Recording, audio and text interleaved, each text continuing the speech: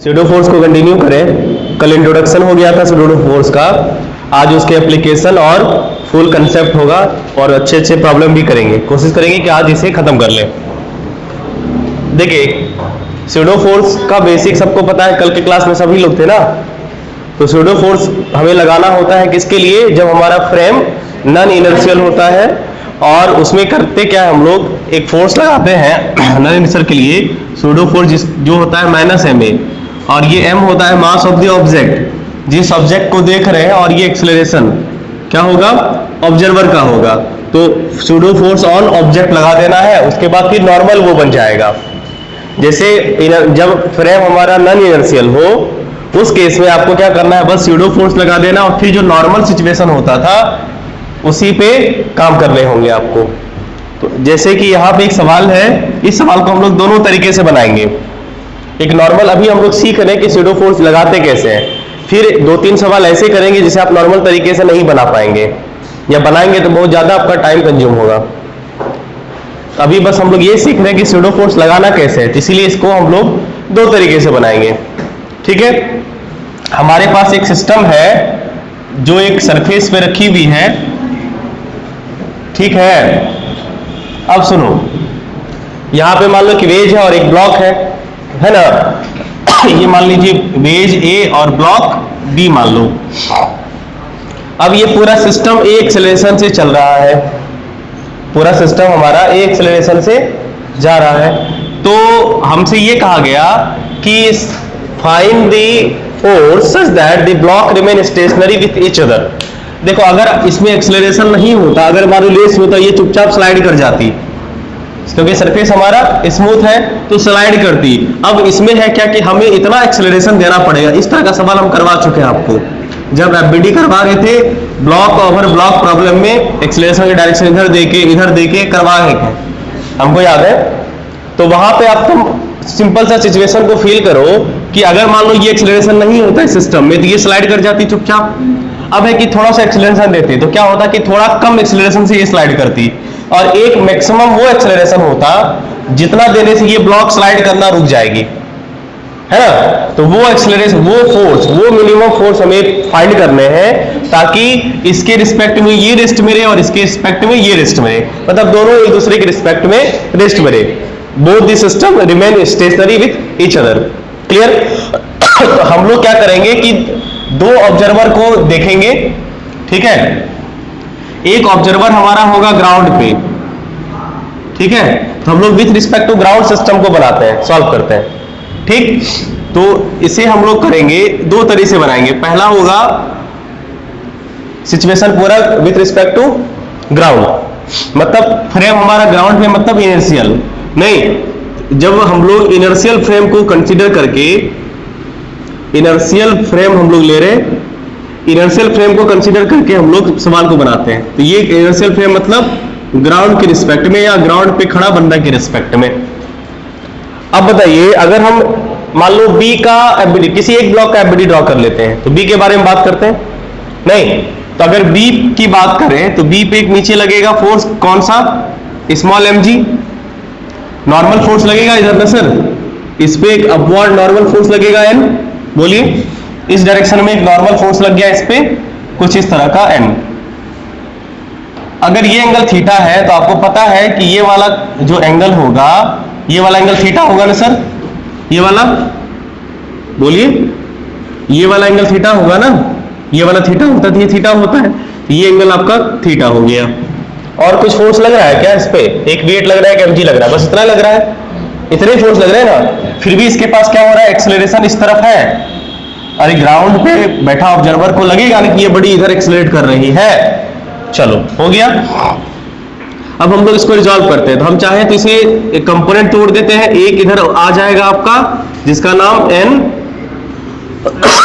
Sine theta होगा, ये वाला थीटा है ना सर, तो ये थीटा, तो ये थीटा होगा ना, ये वाला कंपोनेंट हो जाएगा आपका n cos थीटा, समझ रहे हैं, और ये वाला n साइन थीटा। अब देखो आपको पता है कि नेट फोर्स, ऊपर में कोई मोशन हो रहा है, net force along y direction तो 0 है। इसका ये मतलब हुआ, ये तभी संभव है जब हमारा n cos theta N cos theta किसके बराबर हो जाए, mg के बराबर। और आप हमें ये बताइए net force along y zero है क्या, net force along y zero नहीं है, नहीं ना है, इसका मतलब कितना है, ma है, ma है ना। अब ये सीधा कह सकते हैं कि n साइन थीटा हमें प्रोवाइड क्या कर रही है, ma। आई बात समझ में, इसे इक्वेशन 1 इसे इक्वेशन 2 मान के 1/2 कर दीजिए, तो 1/2 करिएगा तो n sine theta by n cos theta equal to ma by mg। बोलिए कट्टो कट्टो n खत्म, तो कुल मिला के आपका tan थीटा इक्वल टू हो गया a बाय जी। मीन्स हमें वो मिनिमम रिक्वायर्ड एक्सेलरेशन कितना चाहिए, a, मतलब a equal to g tan theta. अगर ये एक्सेलरेशन हम इसको दे दें, इसको या इसको जो भी किसी एक को दे दें, तो क्या होगा, system remain in stationary with each other. ऐसा कुछ आया रिजल्ट। ये क्या हुआ, इनर्शियल फ्रेम को कंसीडर करके, बोलो गुड। अब इसी को हम लोग नॉन इनर्शियल के बारे में बात करते हैं। नॉन इनर्शियल फ्रेम आप वेज को भी लेके बना सकते थे सवाल को, किसी एक का ड्रॉ करने से आ गया तुम्हारा। अब अगर हमारा फ्रेम नॉन इनर्शियल हो, नहीं दूसरा तरीका देखते हैं, नॉन इनर्शियल से भी बनता है कि नहीं बनता है, सेम आना चाहिए आंसर। अगर हमारे लिए नॉन इनर्शियल फ्रेम हो, नॉन इनर्शियल फ्रेम, अब यहां पे नॉन इनर्शियल फ्रेम कौन होगा, जो चल रहा है। अगर तुम इसके ऊपर बैठोगे तो ये तुम्हें रेस्ट में लगनी चाहिए, इसके ऊपर बैठो ये रेस्ट में लगनी चाहिए। हम एक काम करते हैं, नॉन इनर्शियल फ्रेम किसको, वेज को मान लेते हैं। नॉन इनर्शियल फ्रेम यहाँ पे ग्राउंड था, मान लो ये ग्राउंड पे लड़का एक था, चलो ये मान लो ए है, तो मतलब ये वाई ए हो गया, और ये मान लो वाई बी, वेज हो गया। वेज में जो बी ऑब्जर्वर बैठा हुआ है उसके लिए। अब देखो इसके लिए तो तुम्हारे सीडो फोर्स सीख रखा है, समझ रहे बात को। सीडो फोर्स का कंसेप्ट, सीडो क्या कहता है कि ऑब्जर्वर को क्या लगना चाहिए, ये रेस्ट में है, तो ऑब्जर्वर का सीडो फोर्स लगाने आ गया ना, कि क्या करना है, हमें एक फोर्स लगाना है। देखो ये एम है, आपको क्या करना है कि बस उस एम पे जो ब्लॉक है उस पे आपको एक सूडो फोर्स लगा देना है। तो ऑब्जर्वर के डायरेक्शन के, ऑब्जर्वर के एक्सीलरेशन के अपोजिट, ऑब्जर्वर का एक्सीलरेशन इधर है, उसके अपोजिट एक सूडो फोर्स लगानी है। क्या, मास ऑफ द बॉडी और एक्सीलरेशन ऑफ द ऑब्जर्वर। तो ऑब्जर्वर का एक्सीलरेशन कितना है सर, बोलो, ए है ना, ये सूडो फोर्स लग गया। अब आप इसका एफबीडी बना लीजिए। अब इसका एफबीडी क्या बनेगा, नीचे बनेगा क्या, mg बनेगा, नॉर्मल लगेगा ना, बोलो ये नॉर्मल लग रहा है, तो नॉर्मल ये वाला कंपोनेंट थीटा और नॉर्मल के दो कंपोनेंट टूटेंगे। बोलिए ये वाला थीटा तो ये भी थीटा, ये वाला हो जाएगा आपका कितना, n साइन थीटा, गुड। और ये वाला क्या हो जाएगा, n कॉस थीटा। समझ पा रहे, बोलो।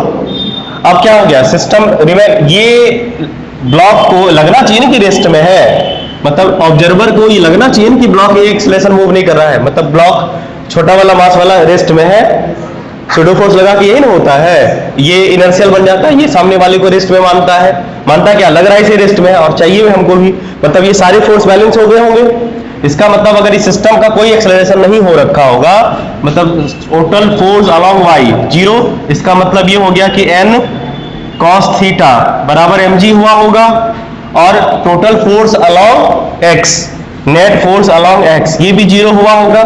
नेट एक्सेलरेशन नहीं चाहिए, ये तभी पॉसिबल है जब n sin थीटा बराबर ma हुआ होगा। इक्वेशन 1 इक्वेशन 2 डिवाइड कर दीजिएगा तो क्या हो जाएगा, सीधा सीधा दिख रहा है आपको, n sin theta by n cos theta equal to ma by mg, m से m कट्टो कट्टो, n से n खत्म, तो कुल मिला के आपका हो गया 10 sin theta by cos theta, tan theta a by g, मतलब a equal to g tan theta. क्या दोनों केस में रिजल्ट सेम आया? अब बोलोगे सर एक के बात तो है, बिल्कुल एक के बात करना ही था सूडो फोर्स लगा के, बस फर्क यहाँ पे समझो, सुनो बता रहे दोनों में फर्क क्या है। दोनों में फर्क ये है कि जो n sin थीटा है वो ma प्रोवाइड कर रहा है, नहीं समझे, na sin थीटा ma दे रहा है, और यहाँ पे n sin थीटा ma के बराबर है, नहीं समझे। ये मोशन करवाने के लिए रिस्पॉन्सिबल है और ये इसको रोक के रखने के लिए रिस्पॉन्सिबल है। बस ये फर्क था दोनों में मतलब अलग अलग है। n sin थीटा बराबर ma का मतलब ये और इसका मतलब सेम नहीं है, मतलब अलग अलग। ये मोशन करवा रहा है और ये रेस्ट में रखा है। देखो ना सर, देखो ना, fx बराबर ma, fx बराबर 0, ये फर्क है। समझ पा रहे बात को? सूडो फोर्स लगा के देखो, बना कि नहीं बना सवाल? सेम सवाल बना। बोलोगे सर आसान तो यही था, काहे ऑल बॉल करेंगे। बिल्कुल सही बात है, लेकिन वो भी सवाल आएगा जब ये करोगे, माथा पच्ची होगा, सूडो फोर्स लगाओगे तुरंत बन जाएगा। इसको पहले नोट करिए, फिर एक सवाल और करेंगे आसान वाला, फिर हम लोग चलेंगे जिसमें से सूडो सर कर सकते हैं। अगला सवाल है, काफी फेमस क्वेश्चन है ये, कभी कार को लेके आता है, कभी ट्रेन को लेके आता है, कभी ट्रक, किसी भी मतलब इसका सबसे 2 फेमस सवाल पूछा जाता है सूडो फोर्स के बेसिस पे। ये सवाल काफी बार एग्जाम में भी आ चुका है, ठीक है, या इस टाइप के प्रॉब्लम। एक तो आपने पीछे वाला सवाल देखा वेज वाला, ये जो लिफ्ट वाला हुआ, एन एक्सेलरेटिंग लिफ्ट, और एक ये वाला क्वेश्चन बड़ा फेमस है, कॉमन प्रॉब्लम है ये।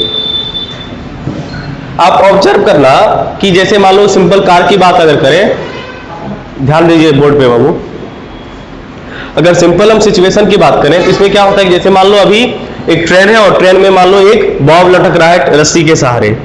आप इमेजिन करो कि जैसे ही ट्रेन एक्सेलरेट करना स्टार्ट करेगी, या मान लो गाड़ी स्ट्रेट कर, तो बताइए रस्सी का क्या होगा? आगे जाएगी इसके साथ ना, due to inertia of rest की वजह से पीछे मोशन लगेगा इसका। तो अब क्या होगा कि अगर गाड़ी में एक्सेलरेशन हो ही रहा है तो ये क्या, अगर मान लो एक्सेलरेशन घट रहा है बढ़ रहा है, तो ये ऊपर जाएगी नीचे आएगी, ऊपर जाएगी नीचे जाएगी, ऐसे करती रहेगी?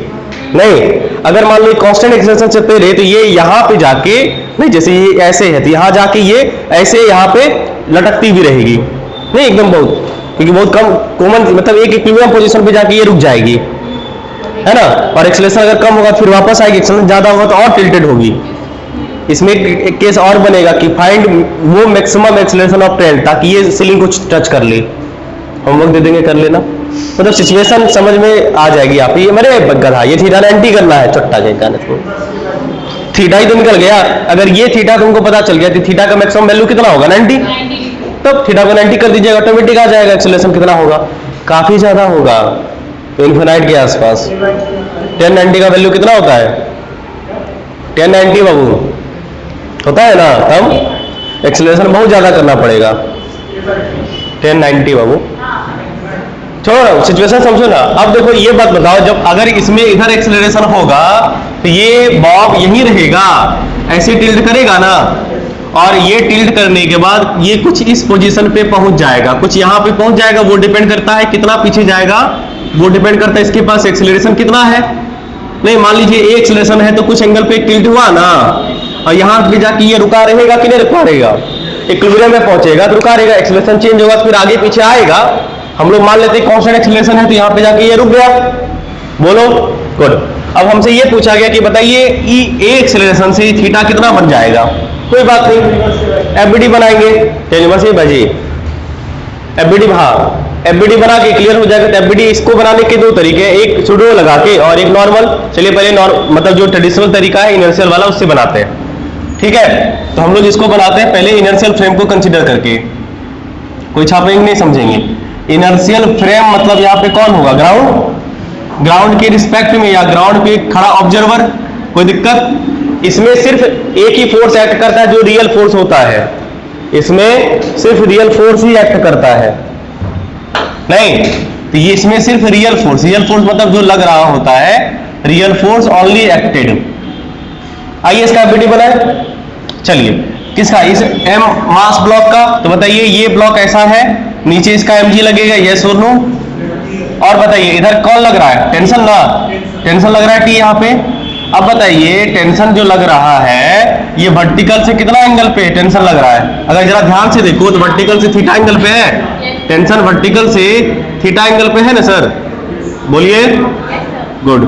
ये हो गया आपका थीटा। और कुछ है क्या? और कोई फोर्स लग रहा है? और कोई फोर्स नहीं लग रहा है, बस एक्सेलरेशन हो रहा है। ग्राउंड पे जो बैठा आदमी है उसे ये इस तरफ मूव करता हुआ लगेगा, हो गया। अब बनाइए इक्वेशन, आइए कंपोनेंट तोड़ते हैं। इसका कंपोनेंट तोड़ेंगे तो सर इसका एक आएगा इधर और एक आ जाएगा इधर, ये वैल्यू होगा t cos थीटा और ये t sin थीटा, कोई दिक्कत? नहीं। आप हमें बताइए क्या इसके पास ये वाला मोशन हो रहा है, ऊपर नीचे वाला? नहीं। तो net force along y direction is 0। इसका मतलब ये हो गया कि t cos theta equal to mg होगा सर। क्लियर? रे कुशवन समझा करो ना प्लीज। उसके बाद अब बताइए इस तरफ जो मोशन हो रहा है वो कौन दे रहा है, कौन प्रोवाइड करेगा? t sin theta. तो नेट फोर्स अलोंग f में कुछ तो मिल रहा है, कितना? ma, जिसकी वजह से एक्सेलरेशन हो रहा है। हाँ, तो ये हो जाएगा आपका t sin theta equal to ma, equation 1, 2 और 1। तरीका आपको पता है क्या करते हैं? डिवाइड करते हैं, साइन बाय कॉस कर दीजिए। जब आप इसे डिवाइड करेंगे तो t sin theta by t cos theta equal to ma by mg। बोलिए कोई दिक्कत यहां तक? नहीं। t से t टिटिया गया, m से m खत्म, साइन बाय कॉस होता है tan theta equal to a by g। मतलब एक्सेलरेशन हमसे पूछा, थीटा पूछा है ना, तो हमसे ये कहा कि थीटा इक्वल टू क्या होगा? tan inverse a by g। अब एक बात बताओ यहाँ पे, एक वही बोले जो सवाल हम तुमसे पूछ रहे हैं, हमको ये बताइए कि वो मैक्सिमम, यहाँ पे सवाल क्या आएगा समझना, वो maximum acceleration of the train बताइए ताकि ये बॉब इसके फ्लो इसके रूफ को टच करे। इसका मतलब थीटा हमें कहाँ करना है? नहीं। अगर यहीं से आपको ये सवाल पूछ देता, फाइंड ए मैक्सिमम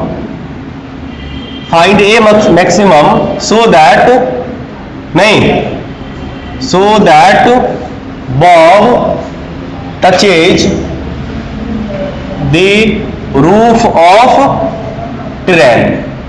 इसका क्या मतलब हुआ?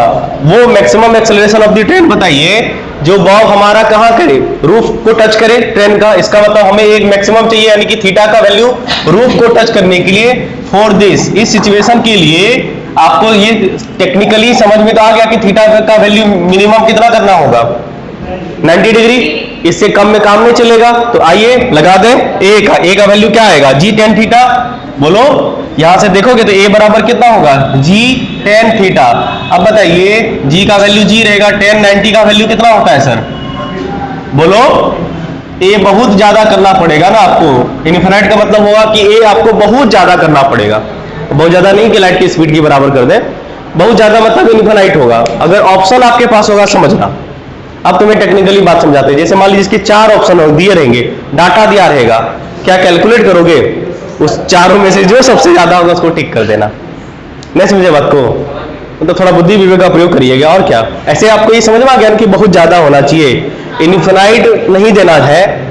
इनफिनाइट का मतलब थोड़ा हो गया कि नहीं, मैंने मतलब बहुत ज्यादा का मतलब सेंस बहुत आ रहा है, लाइट की स्पीड से भी ज्यादा वाला एक्सेलरेशन टाइप का। तो ये बहुत ज्यादा कर देना, बहुत ज्यादा मतलब, हाँ बहुत ज्यादा,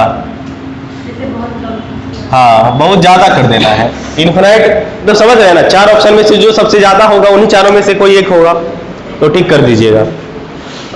ये तो ही नॉर्मल बात समझ पाए? यहाँ तक समझ पाए? प्लीज ध्यान दीजिए, बोर्ड पे फिर दिक्कत होगा आप ही लोग को ना।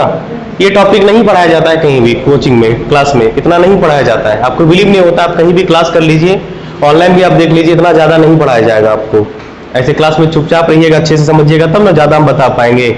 ऐसे शोरगुल होगा तो आपको भी डिस्टर्बेंस होगी और हम भी ज्यादा नहीं बता पाएंगे, डिस्टर्ब हो जाते हैं थोड़ा, इसीलिए ना। अब अगर हमारे पास फ्रेम अगर मान लो नॉन इनर्शियल रहे, नॉन इनर्शियल मतलब अगर हम मान लो हम ट्रेन के अंदर रहें तो क्या होगा? तो ट्रेन के रिस्पेक्ट में सिचुएशन समझिएगा। अगर दूसरे मेथड से मतलब नॉन इनर्शियल फ्रेम ले लें, नॉन इनर्शियल फ्रेम को अगर हम कंसीडर कर ले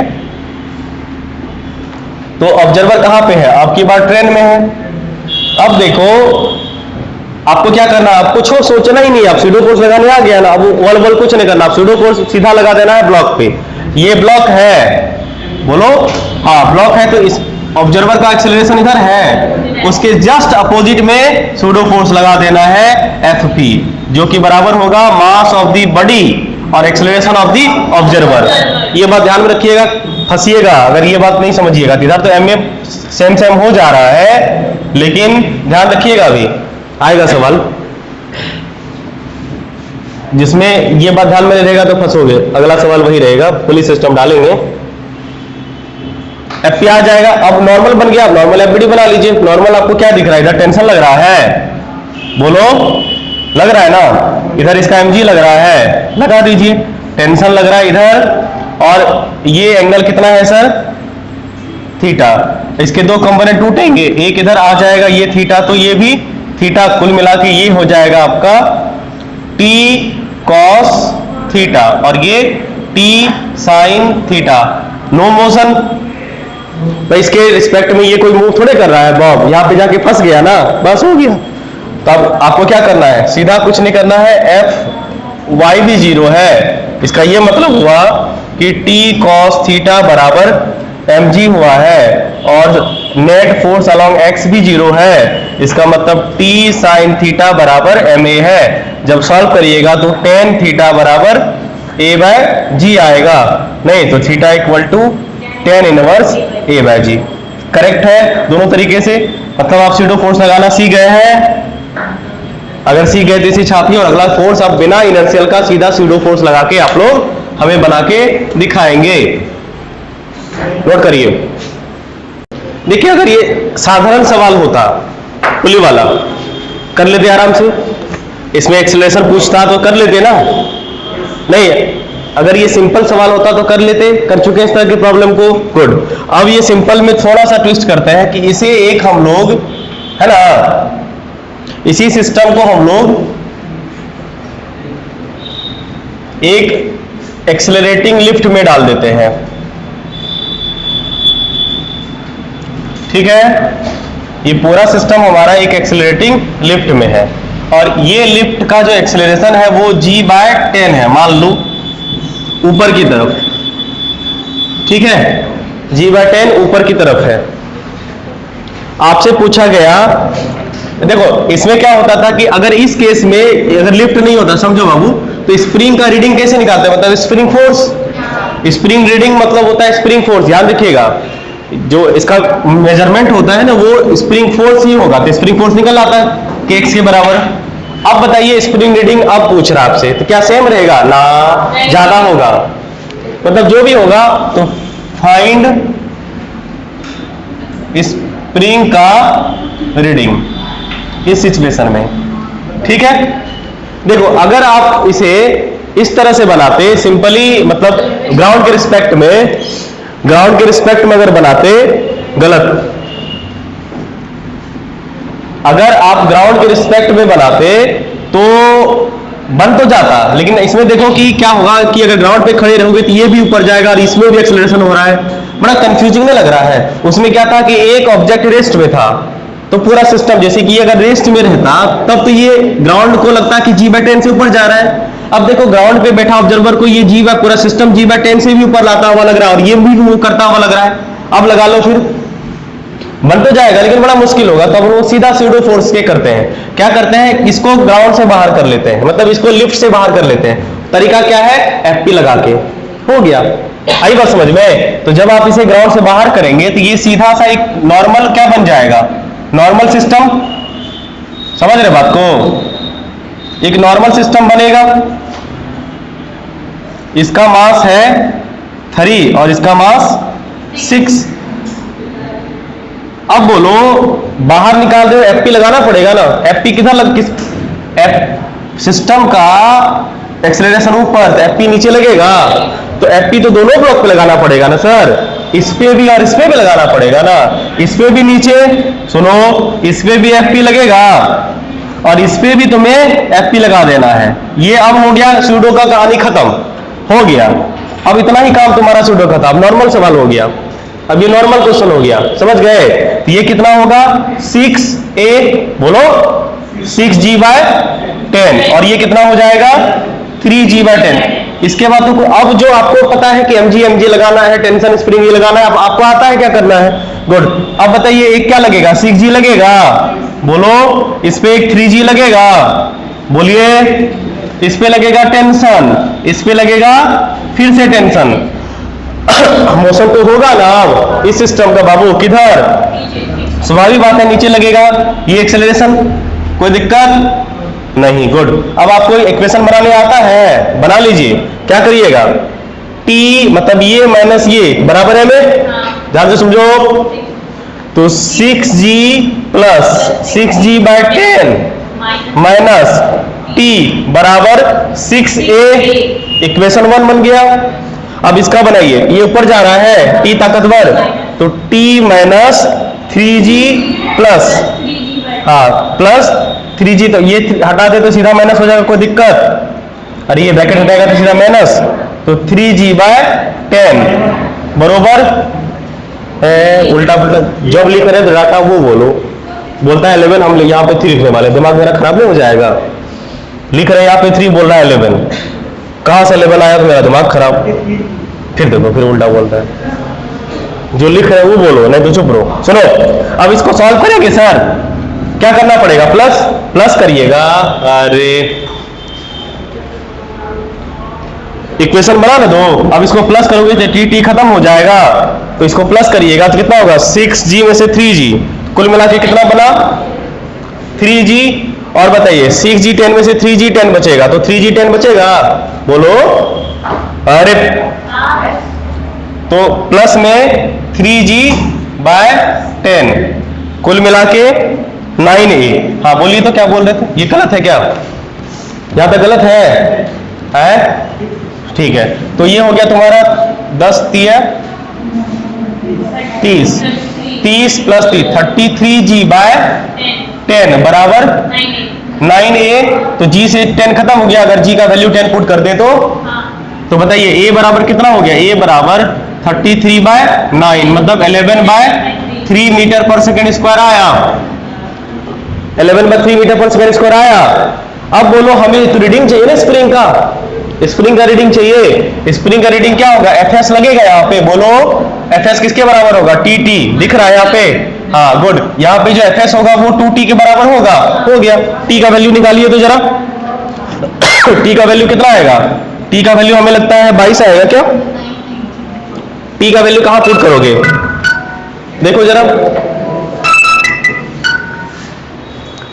t का वैल्यू कहीं पे पुट कर दीजिए। आइए यहाँ पे सुनिए, t बराबर 3a, a का वैल्यू कितना है, कमाल। और यहां पे हो गया तुम्हारा t माइनस में तो प्लस आ जाएगा, यानी कि 33g बाय 10, ऐसा है कुछ ना।